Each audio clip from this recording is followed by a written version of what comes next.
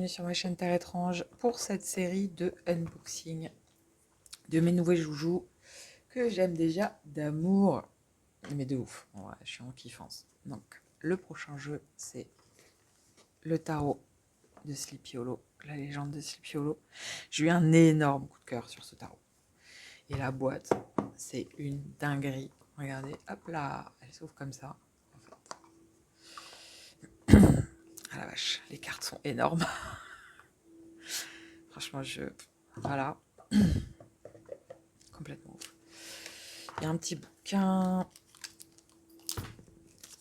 Voilà, on enlève les petits plastiques. Franchement, l'écologie prend un coup à chaque fois qu'on nous vend des trucs. Il y a un bouquin qui parle du deck, qui parle de l'artiste et qui enchaîne direct. Donc, OK. Donc là, il dit à l'endroit les cartes à l'envers. Mais ça parle de toute façon de...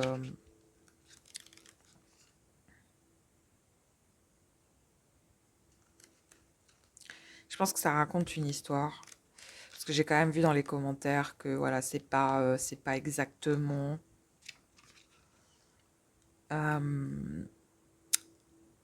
tiré de la légende de Sleepy Hollow, qui a que un ou deux persos à la limite, quoi. Mais bon, j'ai kiffé les graphismes en fait. J'ai adoré ça. Et je sais pas, j'ai eu envie, donc voilà. Alors, le deck, il est gigantesque, hein, très clairement. Il fait la taille de ma main, hein, voilà. Si vous l'achetez, ça vous donnera une idée de la taille de mes mains. Le dos deck est magnifique. Par contre, le dos deck est sublimissime en doré, là. Voilà, c'est gravé. Il n'y a pas de truc sur les côtés, mais il est vraiment gigantesque. Je sais pas comment je vais faire pour l'utiliser, celui-là, mais ok, on y va. C'est parti, mon kiki. Alors, voilà, en fait, je suis tombée. J'ai vu cette illustration, j'ai fait waouh, je veux.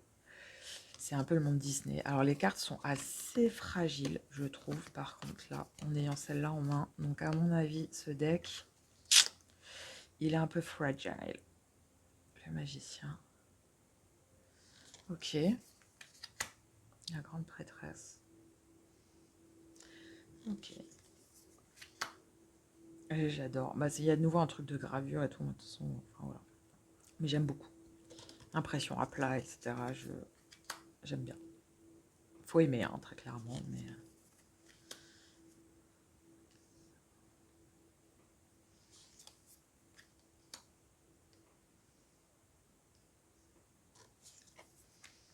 j'aime trop.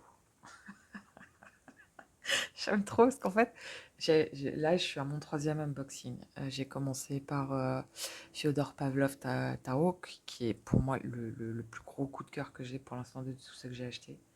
J'ai unboxé aussi le New Era Element Tao.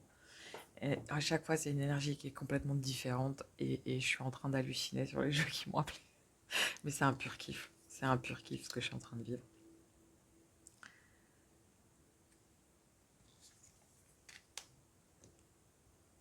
Et graphiquement, il est. Alors après, il faut vraiment aimer hein, pour le coup, mais moi j'adore. Donc, la route de fortune, franchement. Mais je pense que ça reprend des histoires de contes de manière générale, pas que Sleepy Hollow. Je sais pas pourquoi j'ai cette sensation-là. La justice magnifique.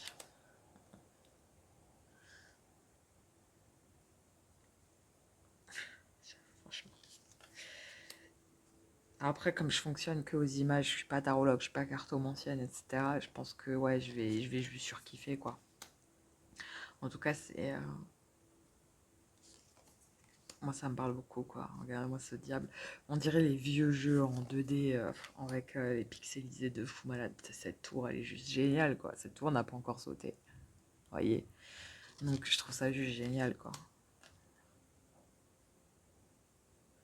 En vrai, je le trouve très dark. Même l'étoile là. Là, elle cherche l'étoile alors qu'en fait l'étoile est juste au-dessus d'elle quoi. Je trouve ça juste génial. La lune. Ouais. En fait, ça, c'est le tarot qui est passé par Sleepy Hollow, quoi. Je trouve ça génial. La pleine lune avec un loup-garou, franchement. Là, le gosse, il est pas là. Il y a le cheval, il n'y a pas le gosse. Je trouve ça géant. Les jugements. Ah non, franchement, celui-là, il va me plaire. Je sais pas encore comment je vais l'utiliser, celui-là. C'est vrai que c'est une très très bonne question. Mais l'as de bâton. Ah, en plus, je pense qu'il s'est fait un gros kiff, le gars, sur les représentations. Où c'est que je vais. Ah là là, c'est beau. Célébration. Ouais, il s'est fait un kiff. J'aime beaucoup. On va voir si comme l'AREA, ouais, j'ai l'impression que ça, là ça parle des indigènes, des indiens, des légendes indiennes. On va voir si c'est vraiment le cas. Ah, les flèches.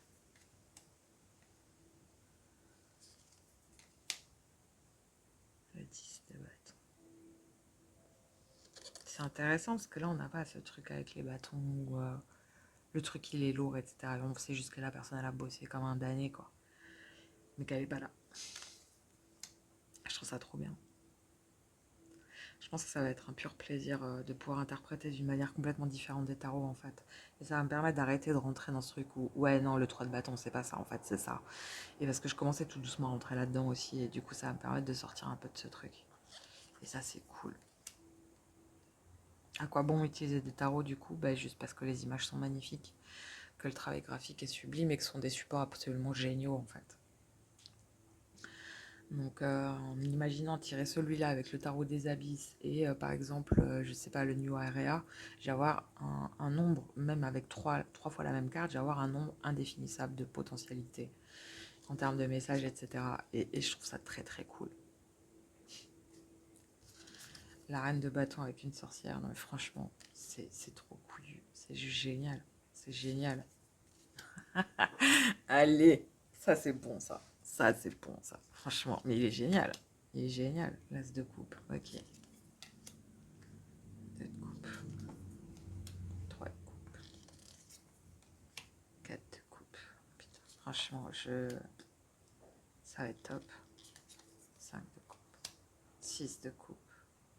Je trouve ça trop bien. En fait, je crois que j'ai vraiment acheté 4 tarots où les créateurs ont pris une liberté de dingue sur l'interprétation. Et je trouve ça juste génial. J'adore le Rider-Waite. Mais en fait, j'aime beaucoup quand on peut interpréter le tarot à notre manière. Et qu'à travers le tarot concret, en pensant comme ça, ben, on amène justement l'utilisateur à complètement freestyler avec l'outil. Et je trouve ça juste trop bien, quoi. Parce que c'est ça la spiritualité, que ce soit les cartes, les outils ou peu importe. Il y a des codes, certes, mais les codes, si on avait suivi les codes depuis des millénaires, on n'en serait pas là aujourd'hui, quoi. C'est magnifique. Une 10 de coupe, il est sublime. Page de coupe. Très classe. Il lève le petit doigt. Il lève le petit doigt. J'adore.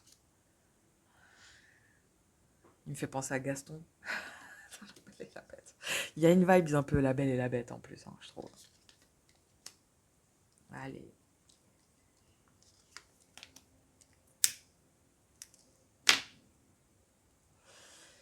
C'est vraiment cool. C'est vraiment, vraiment cool.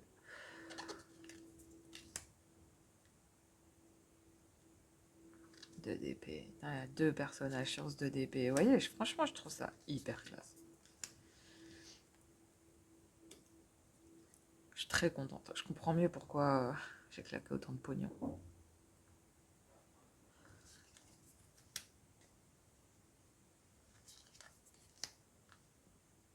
Je pense que celui-là, avec les vies antérieures, etc., ça va être grave bien. Même le travail avec les défenses, ça va être grave cool. 6 d'épée. 7 d'épée. C'est intéressant, ça, pour le coup. C'est ultra intéressant.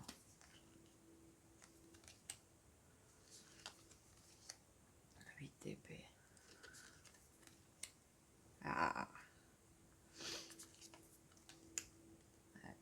Ah bah oui.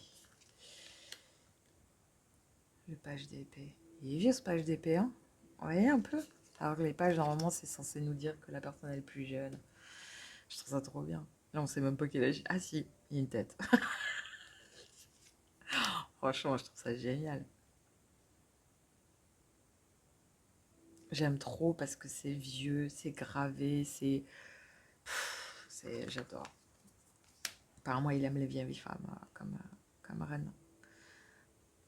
Avec des jeunes hommes. Donc, moi, ça me va. Cougar mode.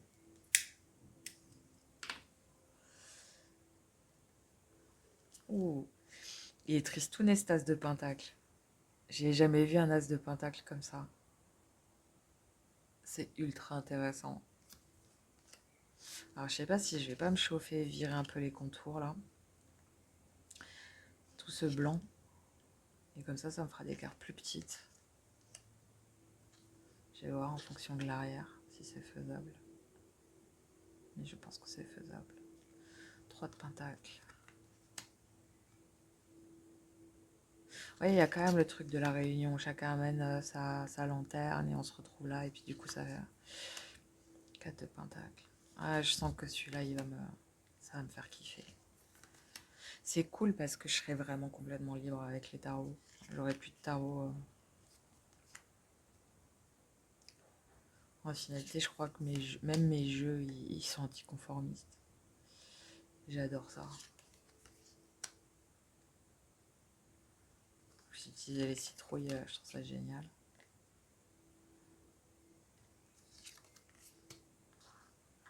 Page de pentacle. C'est marrant. Il me fait penser au 8 de pentacle. Et là, il me fait penser aux pages de pentacle. C'est ouf. Ouais, elle est choupie, cette reine de pentacle.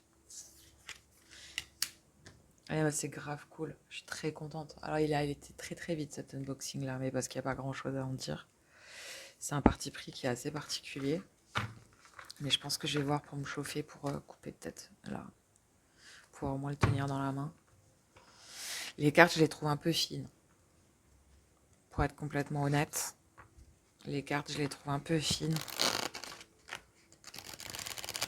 Maintenant, à voir sur la longueur, bon, de toute façon, il sera pas mal traité, celui-là, vu qu'il rentre pas dans les mains, et que je vais être obligée de le travailler comme ça. Parce que là, comme ça, je pourrais pas. Comme ça, je pourrais pas. Et la moitié qui se barre, enfin la moitié, un tiers. Mais par contre, à brasser, il est ultra agréable. Non, franchement. Beau boulot. Beau boulot. Le bouquin. Ah, le bouquin, par contre, alors. Il y a quand même des textes pour les arcanes majeures. Et pour les mineurs, il y a une photo d'ensemble. Et après, il enquille.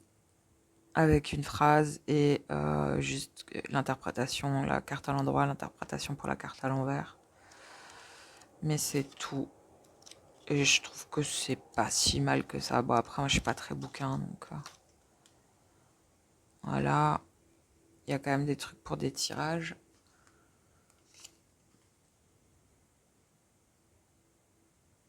Je pense sur le terme Sleepy Hollow, quoi. Ouais, voilà. Ouais. Donc voilà. Voilà. Donc ce tarot, Pépitas, qui s'appelle La légende de Sleepy Hollow Tarot, de Nick Lawyer.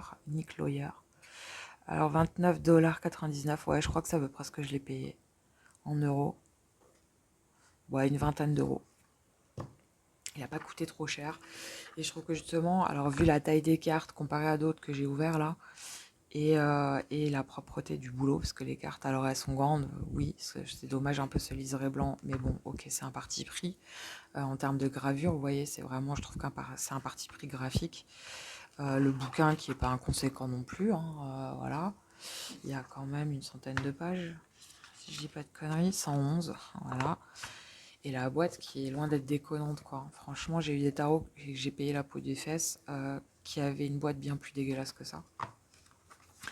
Donc honnêtement, voilà. Donc pour ceux qui aiment, hein, déjà la légende de Sleepy Hollow ou même ce genre de travail graphique,